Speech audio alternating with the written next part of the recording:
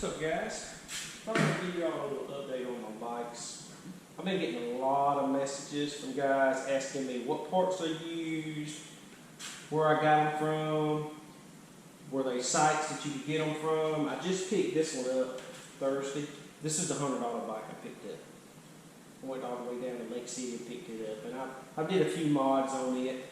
So as you can tell, the wheels are different. This is a SX500. And then, it has 10-inch wheels. So what I've done is I took the wheels that come off of this. I bought this MX650 brand new. So I had the wheels were trashed on this one. So I put my 650 wheels on this, and then I had Zoom brakes. So I went ahead and stuck a set of Zoom brakes on it. I used the rotor off of the front of the SX500, which is 160. So now, instead of having a 160 on the front and a 140 on the back, I got 160 on the front and 160 on the back. I also have a 48 volt, 3,000 watt, so it's now 48 volt, 3,000 watts. It's got 3-speed, and if you can tell, I used the factory 36 volt. I just wired it up to 48 volts. If you got any questions on that, hit me up, you message me, and I'll tell you kind of how I wired it.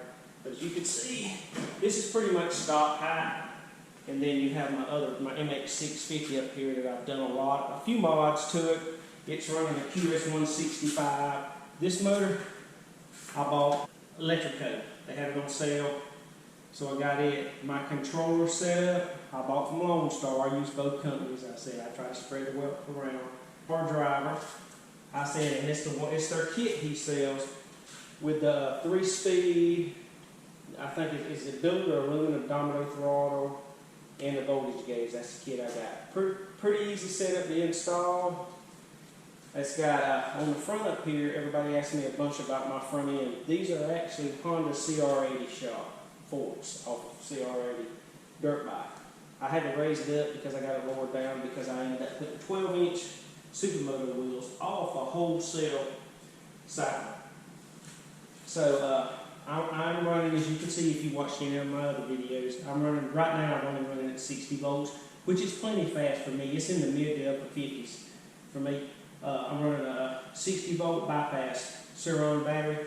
This shock that I have back here is actually a Honda XR100, which gives it great cush. I mean, it is smooth.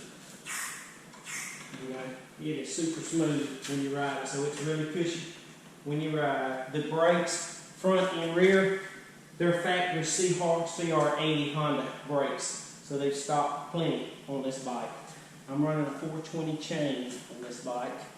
And I'm running a 13 front and a 53 Rebel gear on the back, which gives me the speed, all the speed I want. I installed a headlight and a tail light. I built an aluminum bracket out of quarter-inch steel.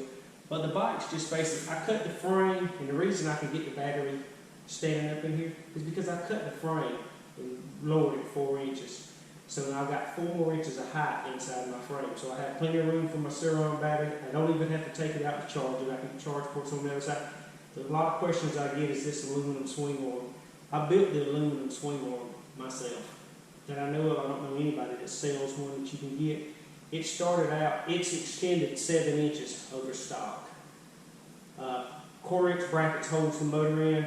This is, I think this is 1 inch, and this is 1.5. Round bar that I crushed and made oval bar and bent for the shock tube. Other than that, I mean, the plastic, these are off of CRF50, the newer style, and this is the tank that goes with them, so it's basically a fold-up section. You do have to trim the tabs a little bit, but it's not a hard setup. I know a lot of guys on Modified Razor has done it, but I just wanted to give you all a little update because I get a lot of questions on where I get the swing arm, where the forks came from, and also they want to know the height difference is. So you can see this is my bike, and then this is pretty much a stock bike. It's got a bigger front tire on it, but you can see the difference in height. Alright, got a notification button because I'm going to start working on this one a little bit more. I got a few ideas I want to try on this one that I didn't do on this one, so that'll be something you don't want to miss. Alright guys, catch you on the next one.